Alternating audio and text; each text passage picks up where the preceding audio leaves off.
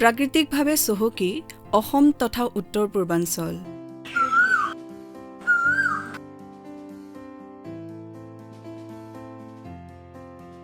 অসমক সুশোভিত কৰি তুলিছে প্ৰাকৃতিক তথা বনজ সম্পদসমূহে। সেউজী প্ৰকৃতিৰ বুকুত বহু যুৱক যুৱতীৰ অলেখ সপোন সৃষ্টি হৈছে। 4 প্ৰকাৰৰ ৰেচম পলুৱে ব্যৱসায়িকভাৱে চহকী কৰিছে অসম তথা উত্তৰ পূৰ্বাঞ্চলক। মুগা, এৰী, পাট আৰু টচে ব্যৱসায়িকভাৱে চহকী কৰিছে আমাৰ ৰাজ্যক।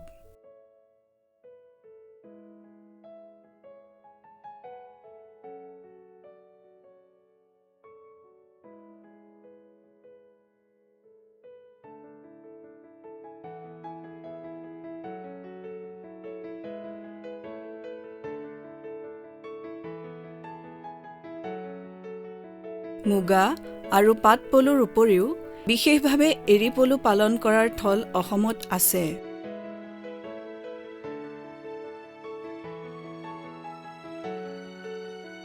অসমৰ পৰিৱেশ আৰু জলবায়ু ৰেচম পলুৰ বাবে যথেষ্ট অনুকূল। অসমৰ এই প্ৰাচীনতম কুটিৰ শিল্পৰ ভিতৰত ৰেচম শিল্প অন্যতম।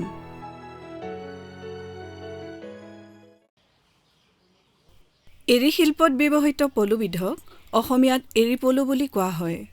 ইংৰাজী নাম এৰী চিল্কৱৰ্ম আৰু বৈজ্ঞানিক নাম ফিল'চমিয়া ৰিচিনি। এই এৰী পলুৰ প্ৰধান খাদ্য হৈছে এৰাগছ আৰু কেচেৰু।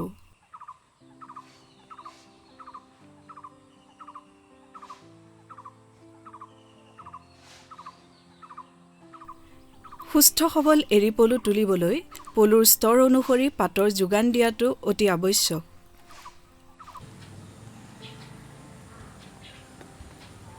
বন্য ৰেচমৰ ভিতৰত এৰী পলু হৈছে একমাত্ৰ ঘৰচীয়া পলু। বছৰৰ প্ৰতিটো মাহতে ইয়াক পালন কৰিব পৰা যায় যদিও প্ৰধানকৈ মাৰ্চ, এপ্ৰিল, ছেপ্টেম্বৰ আৰু আগষ্ট ইয়াৰ বাবে উত্তম সময়।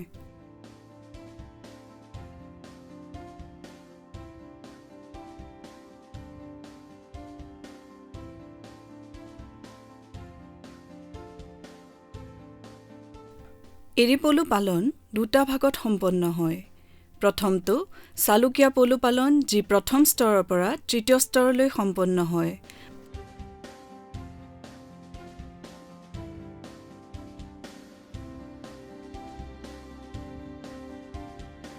আৰু আনটো হৈছে শেহতীয়া পালন, যি চতুৰ্থ স্তৰৰ পৰা পঞ্চম স্তৰলৈ সম্পন্ন হয়। পলুৰ সম্পূৰ্ণ জীৱন চক্ৰক এবাহ বোলা হয়। এৰী পলু বছৰত 5-6 বাৰ পুহিব পৰা যায়। উন্নত প্ৰযুক্তিবিদ্যা তথা প্ৰয়োজনীয় সা-সৰঞ্জামৰ অভাৱত পলুপালকসকলে আশানুৰূপ ফল লাভ কৰিবলৈ অসমৰ্থ হয়।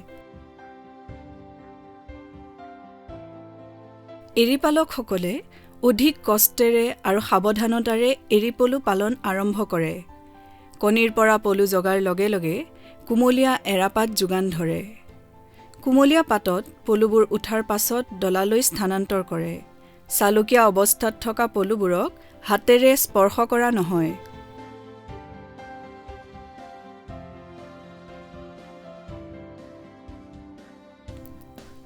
উজনি অসমৰ যোৰহাটৰ তিতাবৰত ছেৰিকালচাৰ ডেমনষ্ট্ৰেশ্যন প্ৰশিক্ষণ মহাবিদ্যালয়ৰ যোগেদি ৰেচম বিভাগটোক কিছু পৰিমাণে আগুৱাই নিয়াৰ ক্ষেত্ৰত বিশেষ গুৰুত্ব দিয়া হৈছে। এইটো আমাৰ ট্ৰেইনিং চেণ্টাৰ, ৰেচম প্ৰশিক্ষণ প্ৰতিষ্ঠান তিতাবৰ। অসমৰ ভিতৰত আমাৰ এইটোৱেই প্ৰতিষ্ঠান আছে। ইয়াতে আমি প্ৰশিক্ষণৰ কাৰণেহে যিখিনি আচলতে পালনৰ কামখিনি আমি দেখুৱাওঁ, যিমানখিনি পাৰোঁ। ল'ৰা ছোৱালীবিলাকক পৰীক্ষাৰ্থী যিখিনি আহে তেওঁলোকক আমি এই প্ৰশিক্ষণ এৰী, মুগা, মালবাৰীৰ ওপৰতে, পাট পলুৰ ওপৰতে আমি প্ৰশিক্ষণবিলাক দিওঁ। এতিয়া আমি পৰ্যায়ক্ৰমে প্ৰতিটো পালনকে আমি দেখুৱাওঁ। এৰী, মুগা আৰু পাট পলু পালন, সিহঁতৰ বেলেগ বেলেগ খাদ্য বৃক্ষ আছে। এৰী সাধাৰণতে এৰা গছৰ পাত খায়, যিটো গছ আমাৰ এনেকুৱা, এইটো আছে কেষ্টৰ বুলি কয় অসমীয়াতে। এৰী সূতা কাটিবৰ বাবে প্ৰধানতঃ 4বিধ যন্ত্ৰৰ ব্যৱহাৰ কৰা হয়। হাতৰ কৌশলেৰে চলোৱাবিধ টাকুৰি অম্বৰ চৰখা।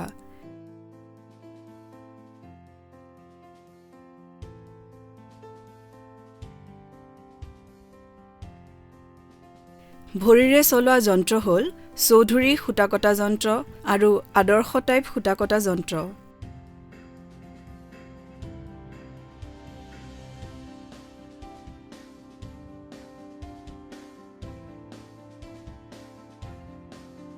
বিদ্যুৎ চালিত যন্ত্ৰবিধ হ'ল CSTRI সূতা কটা যন্ত্ৰ। এইটো এৰী সূতা কটাৰ একেবাৰে আধুনিক মেচিন। ইয়াৰ নামটো হৈছে চেণ্ট্ৰেল চিল্ক ৰিচাৰ্চ এণ্ড টেকন'লজিয়ে বনাইছিলে, সেইকাৰণে CSTRI বুলি কোৱা হয় চমুকৈ।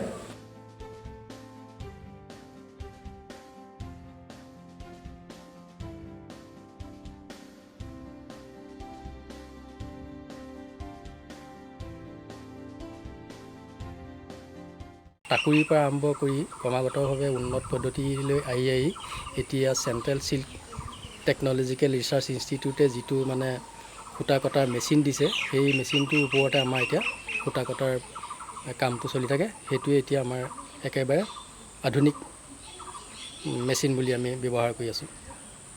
আৰু গাঁৱে ভূঞে এইবিলাক মেচিন দিয়া হয়। গাঁও অঞ্চলৰ পৰা বিভিন্ন প্ৰশিক্ষাৰ্থী আহে। গাঁও অঞ্চলৰ আমাৰ গাঁৱলীয়া লোকসকলকো আমাৰ এই প্ৰশিক্ষণ প্ৰতিষ্ঠানতে প্ৰশিক্ষণ দিয়া হয়। সেইবিলাক মেচিনত সূতা কটা, পলু পালনৰ পৰা সূতা কটা, তেওঁলোককো আমি এইবিলাকৰ ওপৰত প্ৰশিক্ষণ দি পঠিওৱা হয়। প্ৰাচীন কালৰে পৰা অসমৰ মানুহৰ ঘৰে ঘৰে ৰেচম পলু পালন কৰি আহিছে।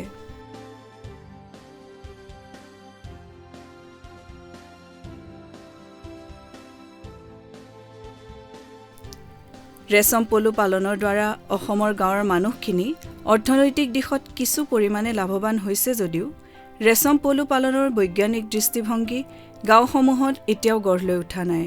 ফলত অসমৰ ৰাইজ প্ৰচুৰ পৰিমাণে লাভৱান হ'ব পৰা নাই।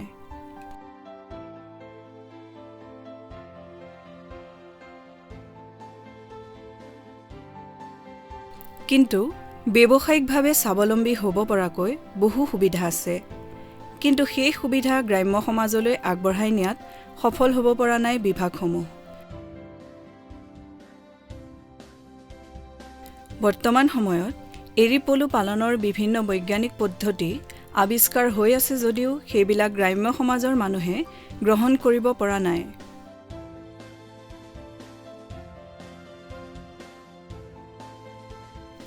বিভিন্ন যন্ত্ৰপাতি আৱিষ্কাৰৰ পাছতো আজিও টাকুৰিতে সূতা কাটে গ্ৰাম্য মানুহে। যাৰ ফলত অধিক উৎপাদনৰ জৰিয়তে স্বাৱলম্বী হোৱাৰ বিপৰীতে গাঁৱৰ মানুহৰ মনলৈ হতাশা আহিছে আৰু বৃত্তিটোৰ প্ৰয়োভৰ পূৰ্বৰ তুলনাত যথেষ্ট কমি গৈছে।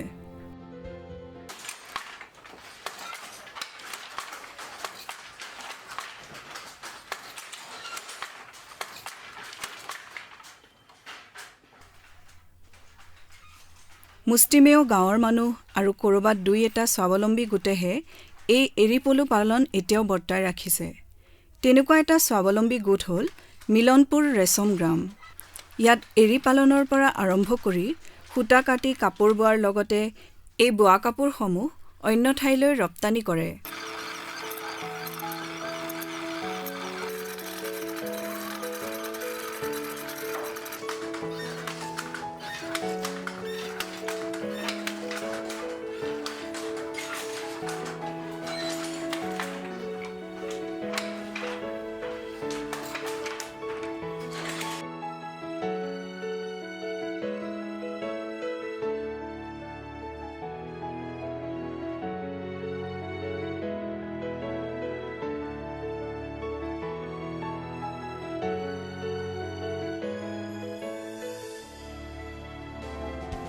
ৰাজ্যখনৰ ২৬ লাখ নিবনুৱা যুৱক যুৱতীৰ ভিতৰত কিছু সংখ্যকেও যদি এই বৃত্তিত আগ্ৰহেৰে নিজক নিয়োগ কৰে, তেতিয়া তেওঁলোক নিশ্চয় স্বাৱলম্বী হ'ব পাৰিব।